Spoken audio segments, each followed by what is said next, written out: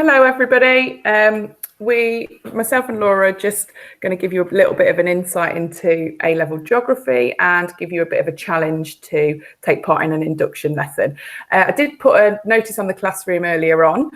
You will need 2 different colours of Play-Doh or plasticine if you've got it, something that you can use to create a model, and you'll see that later. You don't necessarily have to do it now. If you want to go and get some Play-Doh later on in the week, that's fine. But what we would love to see is your outcome and your finished article once we get there. So A-level geography is taught by myself, Rachel Gowdridge, and me. Hello, Laura Wright. And this video is just a little bit of an introduction, just to give you a bit of an idea. We've sent you lots of stuff already, but it might help with us talking through the different sections that are needed.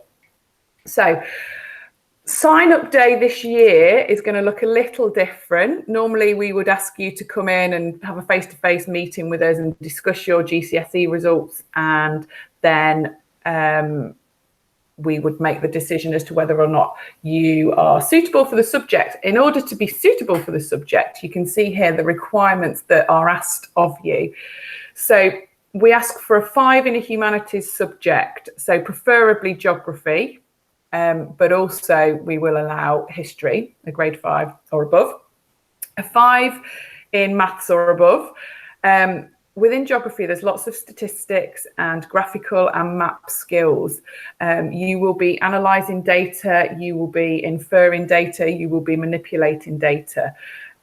There is several assessment criteria, and the maths part of this criteria makes up 28% of the total assessment criteria by the end of your geography A-level.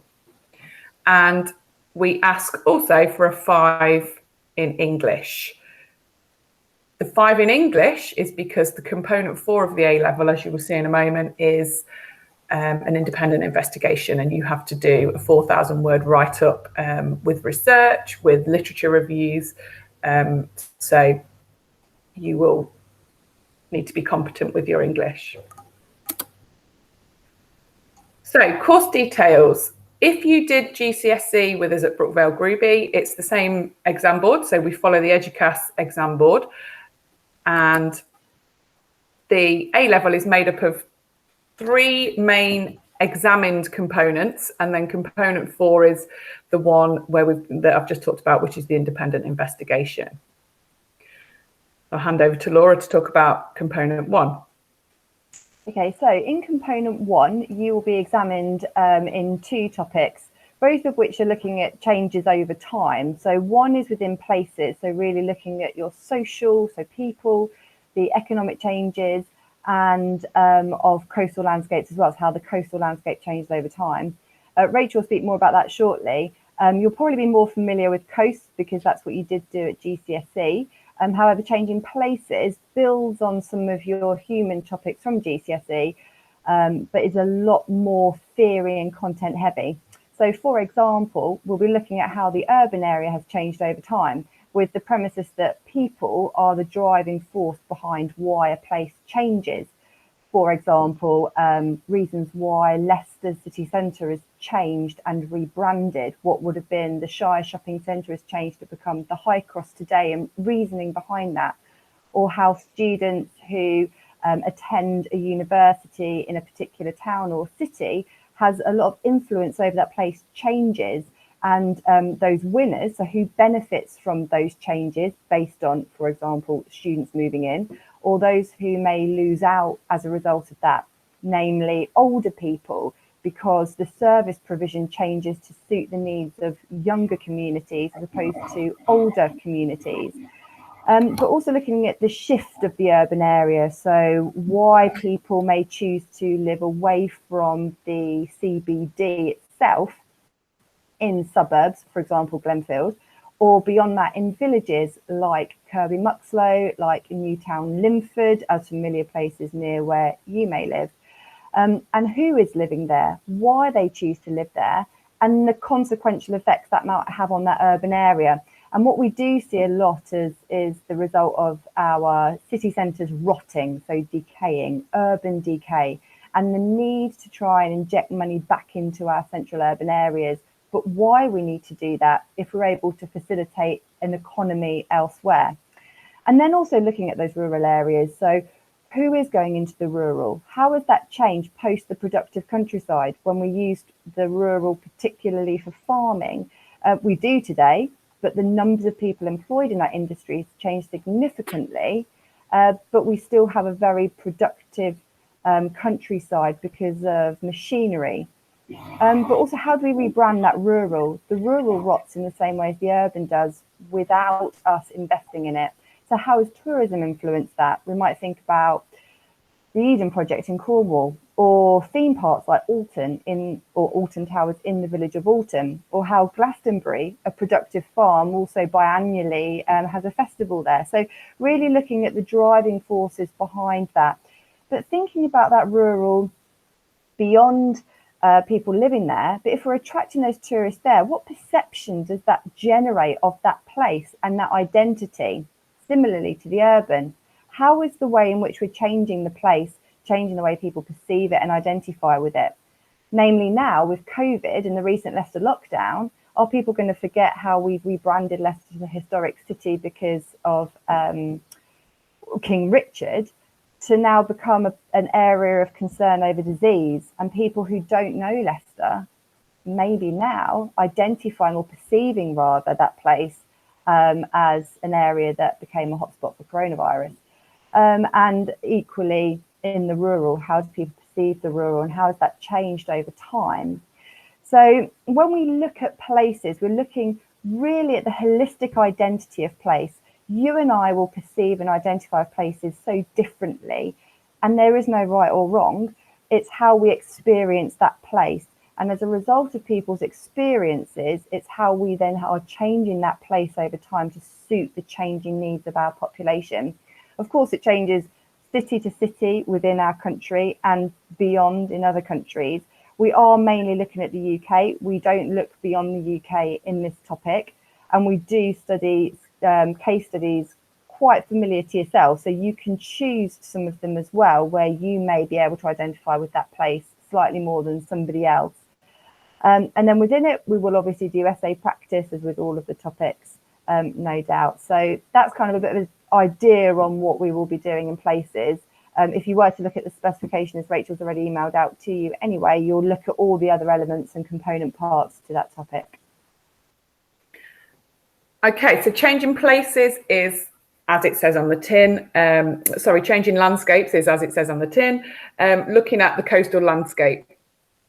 With the unit that Laura will teach on places, it's very human orientated, whereas this is a lot of physical geography. So how does the coastal landscape change? What are the influences in how this coastal landscape changes and the processes that are involved? So there is diagram drawing, there's sort of scientific evidence, having a look at processes, but also how humans change this landscape for the good, for the better. We also think about whether these places need managing, these coastal landscapes need managing, or whether or not we just leave them to the sea. So there's a lot of sort of understanding processes, looking at erosion, looking at weathering, looking at the impact of the sea, looking at the impact of management. There will be a fieldwork opportunity for the Changing Landscapes unit. We, should COVID allow us, we will take part in a fieldwork sort of day, 2 days. We usually stay overnight in an area in Norfolk. So we go and investigate a particular coastal town. We measure the rate that the waves, depending on the weather, we measure the rate of the longshore drift. We look at the coastal management on the beach. We measure pebbles. So we're looking at the impact that these physical processes have on this area of coast. The unit will be examined at the end of year 13. It is the shortest exam, and you can see there it's worth 20.5% of the overall A level, and the exam's 1 hour 45 minutes. The component 1 information will also form your mock exam, which will be at the end of year 12. So Year 12 teaching is made up of looking at the change in places and the change in landscapes, but also another unit, tectonic hazards and the water and carbon cycle. So again, as I said, examined at the end of year 13. Component 2, also examined at the end of year 13, worth 27.5% of the qualification, and the exam lasts slightly longer, it's 2 hours. Component 2 consists of, as Laura said, component 1 is mainly UK, places and the coast, whereas component 2 is looking at global issues. So global systems, looking at the way that the water and the carbon cycle interact with different areas within the world, and then also global governance. So governance means sort of management. How are these areas, the rules, the laws, the norms, how are these areas in the world governed to control migration, but also to control the world's oceans? So component 2, as I said, global systems will be taught at the end of year 12. Laura will talk to you about that now. So global systems is very physical based as well. The water cycle, really thinking about our rates of input, so precipitation, the processes within the drainage basin. So thinking about how does it flow? Is it over land? Is it through the soil? Is it through rock? What variabilities govern that? So is the water, the soil porous, i.e. it's not saturated, therefore can it infiltrate through the soil? Is the rock beneath that permeable? So can it percolate, move through that rock, or is it impermeable, so unable to, in order to then reach our aquifers or groundwater stores? To which actually more recently, if we just look at our weather, yes, it might seem like this week we had an awful lot of rainfall, but in actual fact, the meteorologists have told us we've had our driest and sunniest April and May on record, and June even was very hot, which caused concern for our groundwater stores, those beneath the rock, where a lot in the south of our country get a lot of our water from, our drinking water or our domestic or water for industrial use. So when we're looking at those processes, we're thinking about, well, how can that water, that input, move about that drainage basin, the land literally draining that water, and then the rate of output. So we look at different variables, and we're also looking at that relationship of mass balance. There's only so much water in the planet. We can't extract anything from space, nothing's tipping it in. So how is it moving, but how are we using it? And looking at that relationship between input and output. And you know, these sorts of few months and actual years, we've not had a lot of input into our system, but we use a lot, we abstract a lot for human use. So when we're looking at the water cycle, it's very much about those relationships and processes, but how are humans abstracting and using that water, but what can we do to actually conserve it and protect it? Part of me actually thought we'd get a hosepipe ban at some point, so I'm quite surprised that we haven't actually had that, because we've had so little water and it has been really hot. So the water cycle, even though it's part of the same topic as the carbon cycle, we do separately to the carbon cycle, looking there also at processes. There's a mass balance there. We look very much at where is carbon stored, or where are we getting it from, where are major carbon sinks, so where it literally flows into to be stored. The issue being that humans use carbon as fuel. Stored carbon is fantastic at keeping climate change at bay. In fact, what we're doing is we are combusting that fuel, coal, oil, natural gas.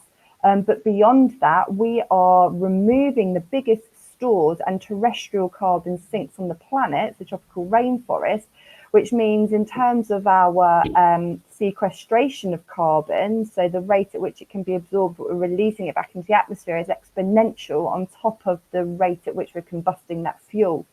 So we really need to be thinking about how are we protecting our environments. You did a bit of that at ecosystems, even though you're going to do a big topic of that in component 3, looking at the rate of deforestation. And also our peatlands. We've got loads of peatlands in our country, across the world, that store huge amounts of carbon, but we're draining that to have these palm oil plantations, which are of massive demand in pharmaceuticals and food products. So we've got to look a lot at, okay, this is the carbon cycle, and the same as this is the cycle of the water. But what are humans doing to these resources, and how can we protect it? And then towards the latter end of that carbon cycle bit, we look at the interrelationships between the water and the carbon cycle. And in actual fact, they rely on each other. So for example, for a peatland store to thrive, that what looks like soil has to be saturated in water to store that carbon. We drain those peatlands, we're taking the water out so that we can use the peatlands to farm. But as the water releases, as does the carbon. So it's removing the stores and it's flowing in different ways, and that's affecting the mass balance, those scales, that tipping point. So it's very physical based, a bit scientific, but it looks acutely at the human interactions of those two cycles. Governance. Go on, carry on. Well, with governance then, it's in two parts as well. I'll just speak about what we're going to do with oceans. As Rachel said, governance is all about how we manage places. And we're looking at, with the oceans, it's a global common. It's very difficult with oceans. Oceans move, so water moves. Who owns what oceans? So we look at the fishing rights, land rights, what countries own which part of the oceans away from its land, the implications for landlocked countries, how we move shipping, or rather shipping channels and routes to avoid journey times. So the Suez Canal, the Panama Canal, how humans are changing flows of goods and services. But also looking at piracy, drug trafficking, and thinking about heavily China wanting to control a lot of the South China Sea, actually going into other country territories. There's been a lot of uproar currently with the East China Sea and Japan and Southeast Asian nation countries. So it's very political. This really looks at the geopolitics surrounding the oceans and what, as I say, is a global common. We all have rights to it. And as a result of that, all the different laws that have been put into place to protect seas and oceans. But of course, people do naturally find a way around that and manipulate those different areas. And onto migration. And the exact same applies to the governance of people, the migration of people. So the laws, the norms, the guidance, the agreements between different countries, between different places in the world, between allies, between the Commonwealth. So those different sort of regulations, if you like, for regulating the movement of people. Again, as Laura said, it's geopolitical. We look at the reasons why people choose to migrate, whether it's through choice, whether these people are forced. We look into different case studies. Really, really interesting unit for the argument against or for or against Brexit as well.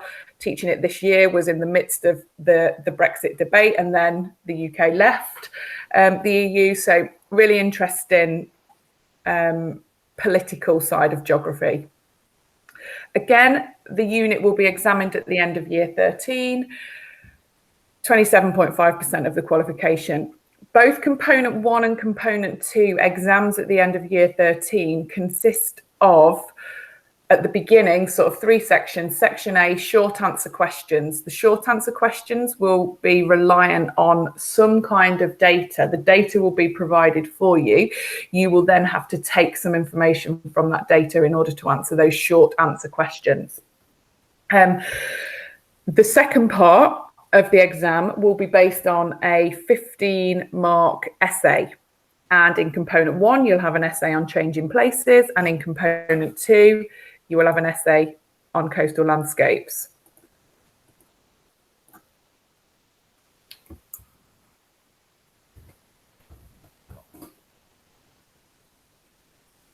I don't know whether you lost me there. My computer timed out.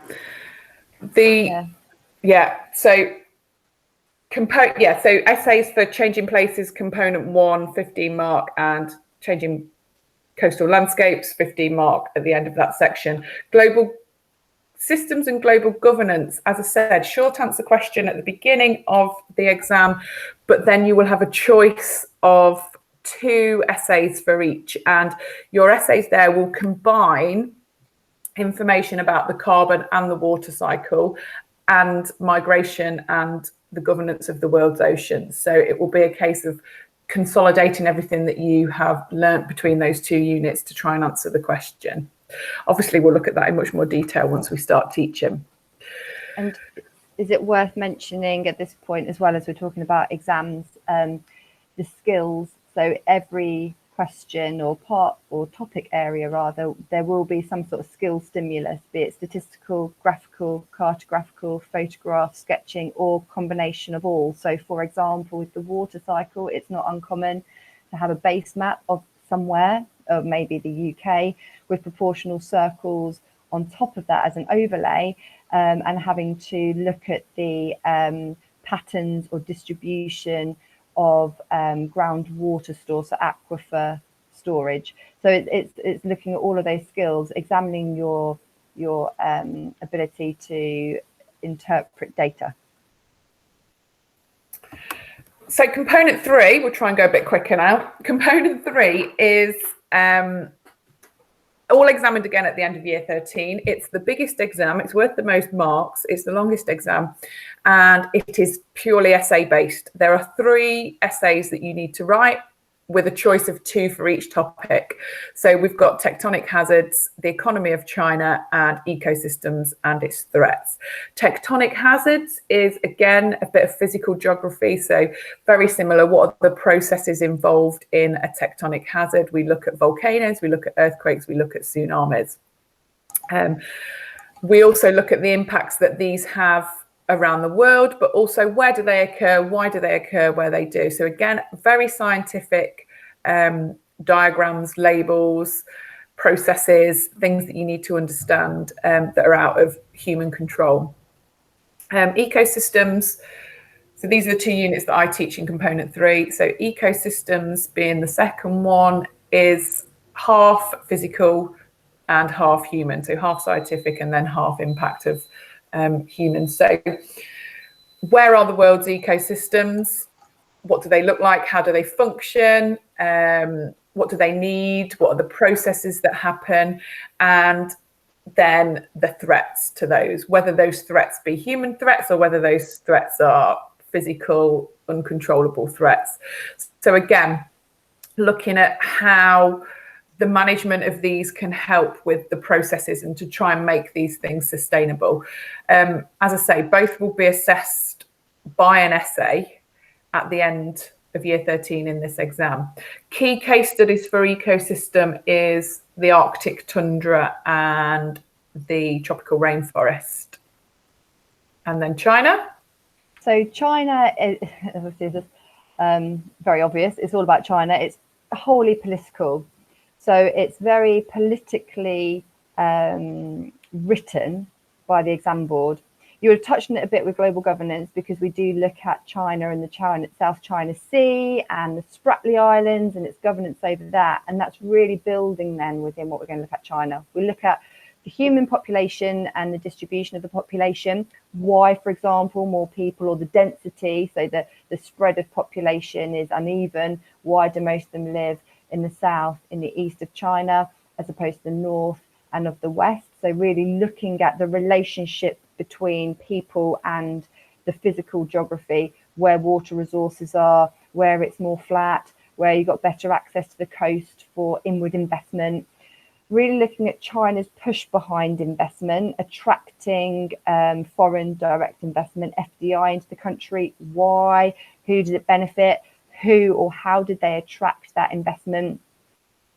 Looking at the changes of the politics over time, so even though it's a communist country, from the days of Mao, with the where he really looked to control population, it was very much an internally led political system, very much state-led, as opposed to when he died and Deng came in into a market-led economy. So despite it being communism, why then they do look to have this market-led consumer society, and what that actually means, and how they changed population, the one-child policy, why that was needed, the impacts of that. all the way going through China's change over time. So again, linking into that topic from component one, changing places, to today. So being very much a service industry, really actually trying to lead the way in pharmaceuticals around the world, what that means in terms of its global domination, essentially in some respects, its relationships with other countries. So China is a very politically driven topic. And you will in the exam get a choice of 2 45-mark essay questions to answer on that one. They're quite interesting the way that they word the questions, because even though there are some key words within there for you to focus on, it's very holistic. So of course, China won't wake up one day and say, today I'm going to work on people. It's all a knock-on effect. So it does require your overall knowledge of the topic as a whole. Thank you. So geography consists of, I'm just trying to do the maths here, 6 hours of examined topics, and then the final component is this independent investigation. Throughout the course, PowerPoint's gone. Oh, has it? Mm-hmm. Is it working now? Not yet.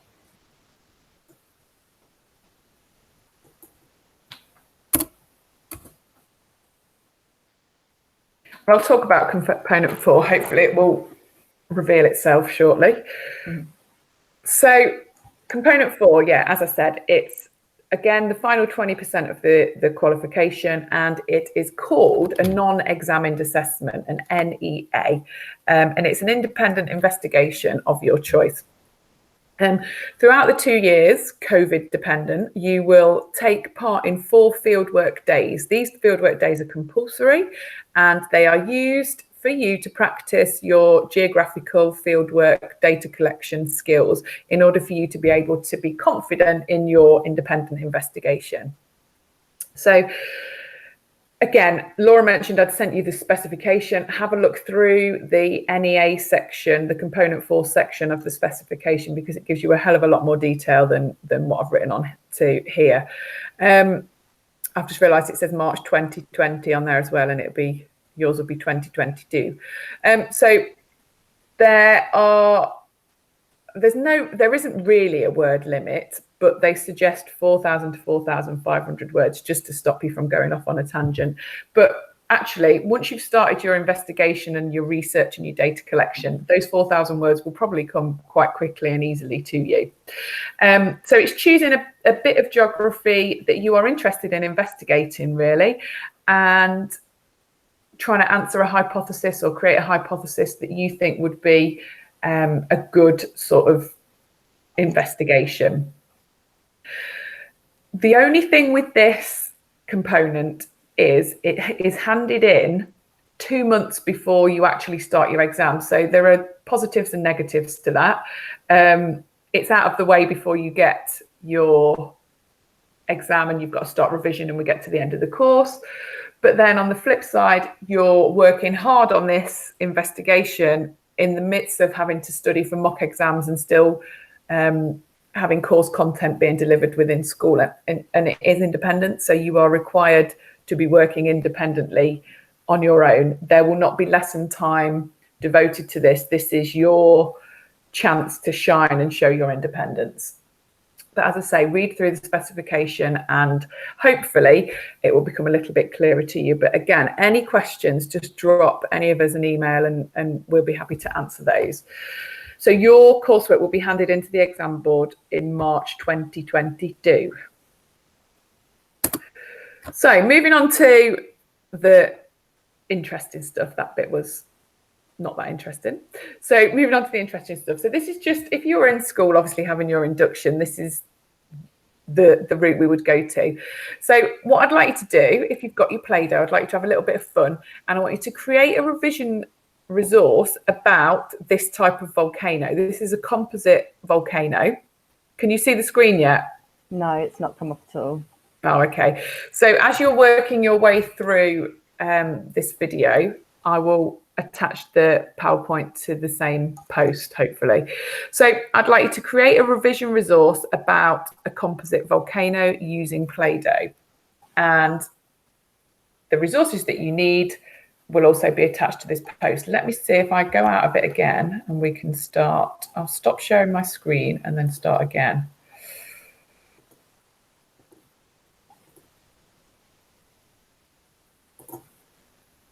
Present now. Let's have a look. That's it. Yeah. Here we are. Yeah. Okay.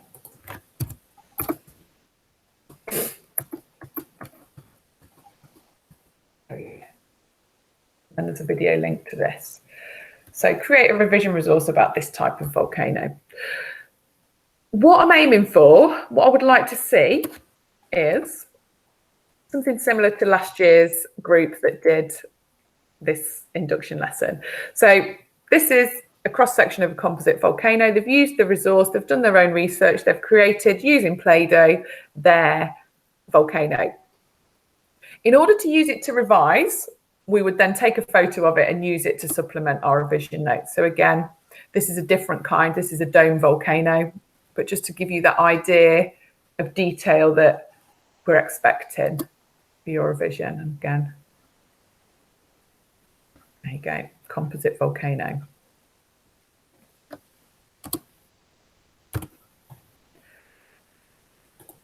So what I would like you to do then, have a look through that PowerPoint, have a look through the resource, create your volcano, and once you've done your notes and you've added it on and you've created your revision resource, take a photo and send it to us.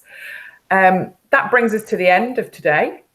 If there's anything that you want to ask, anything that you need, anything that you're unsure of, you can't find, the links are not working, whatever, please don't hesitate to drop us an email.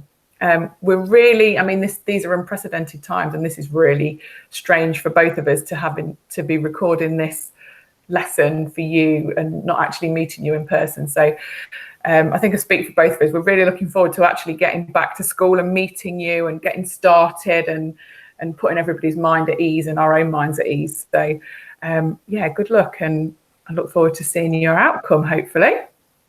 Take care, guys. See you soon. Bye.